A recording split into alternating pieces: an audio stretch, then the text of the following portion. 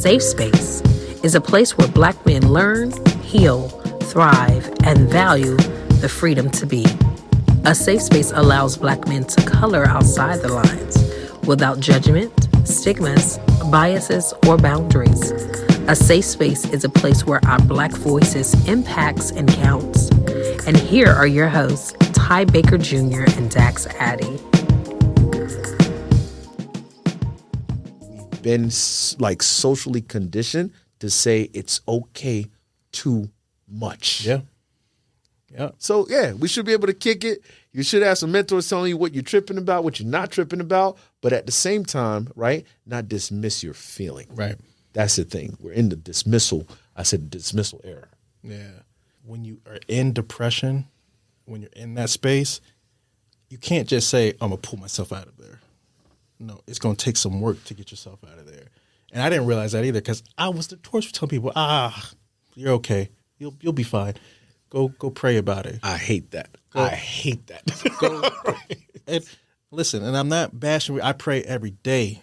I believe in prayer. But sometimes it's going to take someone to come up and lift you up out of that thing. And take you out of there. You know? Mm-hmm. So, and I feel like that, you most definitely were a key part in helping me in that. That's why we're here today. You owe me money, bro. You owe me money. That's all I'm going to say. You owe me money, man. Go ahead. You want me to ask? Go ahead. Right? Talk about being, were you alone a lot? No, that was my problem. I was never alone, not until I was 33. I spent my entire life like I lived with family, I had roommates, I moved in with a girl a woman that I eventually married. But at the age of 33, just through circumstances, I ended up like having a significant period of time to myself. What advice would you give someone out there that is dealing with mental health right now, and specifically to Black men? I would say to Black men that it's a new day and age. And the days of I can't find somebody that can relate to me, I think it's coming to an end. I think eventually sitting in a group of people, whether they are Black people, white people, whatever the case may be, and saying, I don't have a mental health therapist will kind of be looked at the same way as we look at people now that say, I don't have a primary care physician. I don't have any health insurance. I don't see a need for it. It's like, bro, you're not an adult. Literally until you know what I'm saying? Like, you just don't get it. Like, Right. You think you 10 years old still. But eventually, I think mental health will get there. I think like I said, when you know that it's out there, then you see it as a possibility. Mm-hmm. It's a reality. You know what I'm saying? Yeah. It's almost like that proverbial glass ceiling. Like if I only see myself as this, that's the only thing I'm going to reach. And that translates into care. That's what real care is. It is. And when you said that, there's this feeling that came out of me because you get kids who jump into gangs or jump into other things, and they haven't thoroughly defined what family actually is. And essentially, you're saying, if I could change the words, this is what a group of men, right, with family and care are supposed to give you in order for you to be the best you. It is. I say the 100 Black men are the protectors and saviors of the Black family in Atlanta. Yeah. When it comes down to it. I wish you could drop the mic, but you can't. Right. No, that's so powerful because we talked about on our very first episode and last episode with Trey. And what was the question you asked Trey? Which one? I asked him a whole bunch. You asked him, were you ever alone? And he said no, but not in the sense that you're talking about right now. Correct. For a Black man to have a supportive group like that forever, man, that's a powerful thing. Mm-hmm. When you slip and fall, you could turn to someone, hey, like, I need support, I need help. And I think that's the missing key that our younger generation needs right now. I'll take it a step further. It's a safety net. It's a safety net that most of us, how can I say, have never had or grew up with. Right. And for those of us that are fortunate to be part of the 100, it's a safety net in which you have men that can hold you up and be with you and carry you through those darker times. Yeah. Do you think people, and I asked you this question before, right? Do you think people just say topics or just say things, but they don't necessarily tell you how to achieve it? You got to be a man. You got to learn how to be a man. You need to make money. you need to get a job. Show me how to do that. I think that's one of the biggest questions today for people. Yeah. And one, show me how to do it. Two, why is this fruitful? Yeah. Right? I always say you know things, but you don't know structure. Right. As you grow, you learn structure, which amount to things. Right. The education is like, I don't know if they tapped in like that. Right. Or no, not even wanting to. They don't see the fruit in it. Yeah. And do you think they don't see the fruit of it because of their environment and because the quick, fast money? It's just not necessarily environment, home life, home life and upbringing, because there's some of them boys out there that's really like good kids. Yeah. And they might not, and I've met parents and they parents are like, mom, I see why he's like this. Mm-hmm. Because mom's solid, and she doing what she can, but he still might wander off. And that goes to needing that mentorship of that leader. Mom can't do it really. That's really kind of was in my house. Like, It was just mom, and it was only so far. There's only so much mom could teach me as I was growing to be a man. Because now, with the passing of Tyre Nichols, it's not just white officers; it's black officers against black people as well. Now, that incident really, it I think it touched every officer, but especially black officers. Yeah, because it just wasn't one; it was five. Right. And the way they did him, when I saw the tape, I just couldn't believe it. Yeah, I told Dax the same thing. I said I haven't been able to wrap my mind around it because it's like just watching that, like that's another black man right there, one getting beat up by other black officers. Yeah. And I try to put myself in his position. I'm like, if I was him, I'd be like, thank God I got proven by a black officer. Right. I might make it home this time, At least you're going to either go to jail or go home. Right, exactly. Not to morgue. Right. You that won't even come across your mind when a black officer encounters another black person. Mm-hmm. Right, right. It shouldn't. You think on the positive side as opposed to being on the negative side. But it really shouldn't on any officer, but you just know, here's a guy in my race, at least he understands what I'm going through when the police stops me, because it is a stressful situation. Yeah. So if you have an officer out there who ain't never dealt with a black dude or a white dude or whatever the case is, right? And he has no training, no social skills training, right? How awkward that's like being on a date with the baddest girl and you be like, hey man, I don't know what to do, but I know what I feel. I know what I want to do. There's this jump, there's this disconnect, right? Yeah. And so there's just two emotions. And I think oftentimes that's one of the ways we could help this situation. Yeah, a lot of the people out there or police officers, some of them don't have that kind of hand-holding landing or that social, like as you said, the jail experience. You learn very quickly in that jail. Read the directions. So now if we start reading the directions first and going like, okay, what's our direction? Bible, or what's the direction? Talking to your spouse, or what's the thing? It's not our job as leaders to rule over you or lord over you. It's our job to guide you and help you in the way that God has you going. Not that I think you should go. Yeah.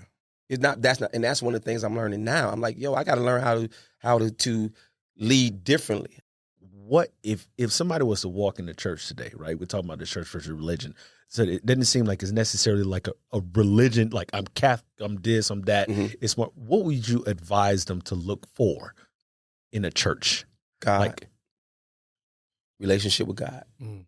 One of the things we focus on people. And when you focus on people, that's where you get let down at. Yeah. Because we wrestle with our flesh every day. We wrestle with it every day. Ain't that the same lesson in a marriage? Absolutely. Focus on God. Don't put your trust in the person. Put absolutely. Your trust in God. It's for everything.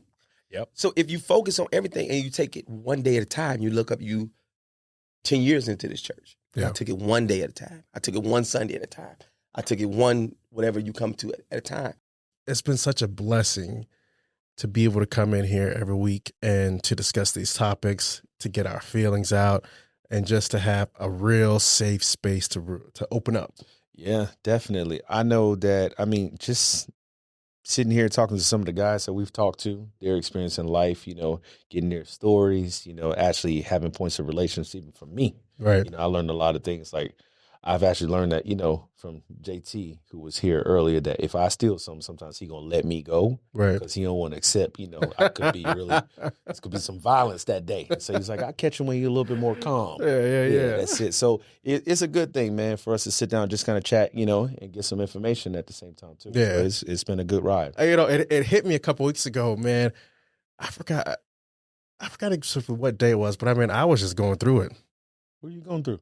Man, that depression hit, all those, crazy thoughts just hit my mind. And I'm like, what am I doing right now? Ain't that funny how people think that like depression stops? Yeah. Man, you said, yo.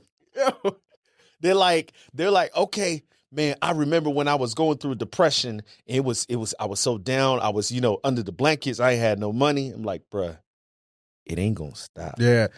You're just gonna learn how to manage shit. Yeah. That's it. It's so funny you said that because I guess in the back of my mind, I was like, we're going to get this podcast started. We're going to start hitting on these topics and we're going to get it all out and it's going to be good. And in my mind, I'm like, cool, I'm good to go. Everything's great. Life is good. And then ran right into that wall. Here's the thing, right? When you grow up, when you're trying to give your children everything, right, and make sure that they don't make the mistakes that you made, you kind of rob them of perspective. Yeah. Oh, yeah. Right? 100%. Because now they're expecting all of this, right? But one of the biggest lessons that I learned, I would say, is to not dismiss my children's experiences, right? Because I grew up so tough, I used to always, when they come to me with certain stuff, it's easy to say, oh, man, that ain't nothing. I had to do this, right? But I think when you do that, it keeps them from wanting to be honest or communicating with you about whatever they're going through. Yeah. So now you have what I started doing now is using my experiences to help them through whatever they're going through without telling them, oh, that's not nothing, right? Because it's something to them. Right. And the reason why they're not going through the things we had to go through is by design. Right. Right? Like we're making it that way. So it's a fine line, right? Because between spoiling and teaching them these responsibilities, but I think to me that line is communication, right? Yeah. So making sure that you're communicating with the kids, and that's something that I'm big on together. He's 24 now, but it wasn't until I had my daughters to where life kind of shifted for me. Right. The way that I saw fatherhood shifted a little bit because now I'm the example for them, right? So the way that I interact with their mothers matters, right?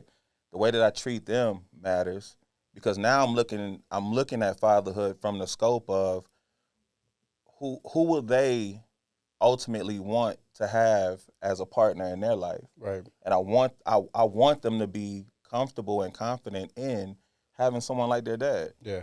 So keeping that in mind that I'm the example, that's what I think about every day. Is it important to be a cool dad? Yeah. Yes? Yep. I think Is that unanimous? Yeah, you're funny. I don't think it's important. Do you think your dad is cool? Yeah. I think he's intimidating to the people around him. Oh yeah, he is. So, for example, he takes us to if we ask, he takes us to basketball games sometimes, like our school basketball games. And he shows up, and every time people see him, they think he's like a gangster or something like that. They thought that he was a football player. They think. So it's good that he dresses like he's an important kind of person, because he's an important person. Like look at me, I'm me. But he's very scary to people. Do you guys think y'all cool dads? My dad's the opposite. He's yeah. People don't think my dad's a gangster. People think my dad is goofy. I took him to play basketball with a group of my friends, and most of my friends, they got that little gangster side to them. No. So the same question for you guys, all right? Which one of your kids do you think is more like you? I would have to say probably Jaden. He's not here right now. Him and I are like my oldest Kai. Like I say, I'm nerdy sometimes. They're nerds. Oh, they're nerds? They're nerds. Really? You give them an opportunity, they're gonna talk your head off about nerds. That's what they are. Jaden, very smart kid. Love my little brother. Smartest kid I know. Nerd. Dad, nerd. I'm just passionate. Like No, it's not even. It's not even that he's passionate. Dad loves me too. Nerd. It's like you tell him a topic to talk about. You're gonna get the full disclosure, and it's gonna be nerdy. It's not gonna be. Are we learning today that what you need? A name like Tyrone is a nerd? If you put Jaden and my dad in the same room, and y'all don't know them, you're gonna walk out of that room saying those two are nerds. You're gonna know. Trust me. I always go back to trying to fix things, always, instead of listening or being still, like you keep saying. Like when those doubts and those thoughts come into my mind, it's like, well, I see Joe over here. You know, he's making money that I should be making, and so it's like I start making those crazy thoughts in my head, or just self-doubt in myself, and it's like, well, what can I do to fix that? Instead of just sitting back and talking to God. It's good that you said that though, man. You got my mind running, Ty. You got my mind running. See, some good stuff right now. I say that because, you know, whether you're religious or not, whatever you believe in heaven or hell or, you know, spirits or whatever, like everything I have in my life is from God. Ty, I'll tell you what, you know, the biggest lesson I learned in life is that I, as a young man, know things, right? The mentors in front of me know structure. So I can expose you to anything in money, great riches, a beautiful woman, a great woman, right? You will know what's in front of you, but you won't know how to treat her until you add wisdom to your life. And that's going to come in the sense of mentorship or something that's seen it before you. Yeah. So we know things, we don't know structure. And that's how we add wisdom and we validate joy and not temporary happiness. I take fatherhood just as seriously as I feel like mothers take motherhood. You know what I mean? Like, I don't feel like, you know, mothers should be here as a parent and fathers should be looked at here. I think both relationships are equally important. You know what I mean? For every kid that you know that doesn't have a mother, I can show you another one that doesn't have a father who struggles the same way. You know what I mean? So if you don't look at it that way, and if you don't tack it with the same fervor, man, your children are gonna struggle, man, and you're doing a disservice to them. One of my failures, I feel like, because me and my wife, we discipline different. I come from a whipping background. She come from no whipping background. And so our discipline area, I'll be like, you know what? I'm just going to take my hand off of it. You got it. I felt we should have lined our expectations up. This is the expectations. If you don't meet the expectation, this is the consequence. Whether it don't have to always be whoopings. It can be as simple as, like now with kids, you take their phone, you take this, you know, away. Oh my God, not my iPad. Oh, not my iPad. Life over with. You hear me? You know, there's going to be a lot of ups. There's going to be a lot of downs. And I've learned, especially with 5 boys, you've got to be patient with them, you know, and guide them. They need guidance, especially in the world that we live in today, between the music, movies, girls, drugs, alcohol. You know, their attention goes in so many different areas, you know. So I'm learning to just be patient with them. Thank you for tuning into this week's episode. Please be sure to like, share, and comment on all of our social media platforms.